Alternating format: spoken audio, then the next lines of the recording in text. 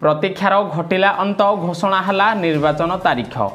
ओडिशार केउं जिले में केउं तारीख में पड़िबो भोट, आपणक निर्वाचन मंडली रे केउं तारीख में पड़िबो भोट ताहार सबु तथ्य आपण एही वीडियो माध्यम रे जानि पारिबे। पडे 4टी पर्याय ओडिशा रे भोट ग्रहण करा जिवो। मे 13 तारीख, 20 तारीख, 25 तारीख, जून 1 तारीख रे ओडिशार सबु निर्वाचन मंडली रे भोट पड़िबो बोली निर्वाचन आयोग सूचना देथिबार खबर आसीची। प्रथम पर्याय मे 13 तारीख रे राज्यर 4टी लोकसभा आसन कलाहांडी, नवरंगपुर, ब्रह्मपुर और कोरापुट आसन रे भोट ग्रहण हबो एवं यह अंतर्गत 28टी विधानसभा आसन रे एही दिन भोट ग्रहण हबो।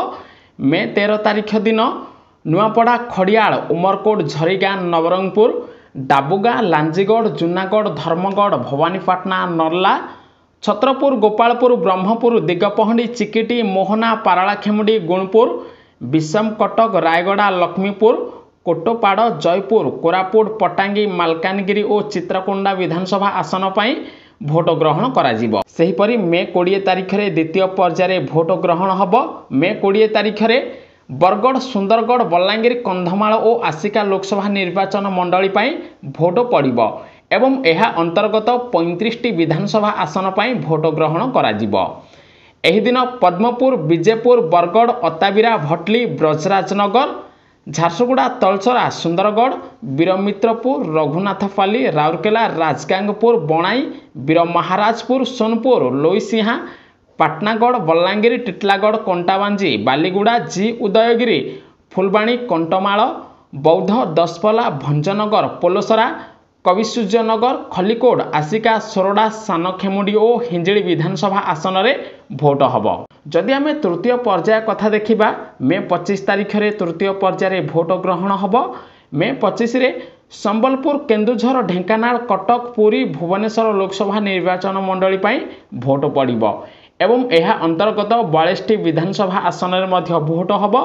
एही दिन कुचिंडा, रेंगाली, संबलपुर, रेढ़ाखोल, देवगढ़, तेलकोई, घसीपुरा, आनंदपुर, पटना, केन्दुझर, चंपुआ, करंजिया, ढेंकानाल, हिंदोल, कामाख्यानगर, परंजंग, पालहड़ा, तालचेर, अनुगुल, छेंडीपदा, आठमल्लिक, बड़ंबा, बांकी, आठगढ़ एवं बारवाटी, कटक, चौद्वार कटक, कटक सदर, पुरी, ब्रह्मगिरी, सत्यवादी, पिपिली, जयदेव, भुवनेश्वर मध्य, भुवनेश्वर उत्तर, एकाम्र, भुवनेश्वर, जटणी, बेगुनिया, खोर्धा, चिलिका, रणपुर, खंडपड़ा, नयागढ़ आसन रे मे 25 तारीख रे भोट हबो।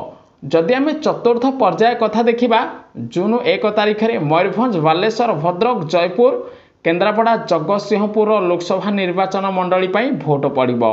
यह अंतर्गत 42टी विधानसभा आसन रे मध्य भोट ग्रहण हबो। एही दिन जसीपुर, सारसकणा, रायरंगपुर, बांगिरीपोशी, उदला, बड़साही, बारिपदा, मोरडा, जलेश्वर, भोगराई, बस्ता, बालेश्वर, रेमुणा, नीलगिरी, सोरो, सिमुलिया, भंडारी पोखरी, भद्रक, वासुदेवपुर, धामनगर, चांदबाली, बिंझारपुर, बरी, बड़चणा, धर्मशाला, जाजपुर, कोरेई, सुकिंदा, नियाली, सालेपुर, महंगा, पाटकुरा, केन्द्रापड़ा, आली, राजनगर, महाकालपड़ा, पारादीप, तिर्तोल, बालिकुदा, एरोसमा, जगतसिंहपुर, काकटपुर और निमापड़ा रे भोट ग्रहण हबो। आसंता मे 13 तारीख ओडिशा रे भोट ग्रहण प्रक्रिया आरंभ हबो। गोटे पटे ओडिशा रे 4टी पर्याय भोट ग्रहण अनुष्ठित हबो।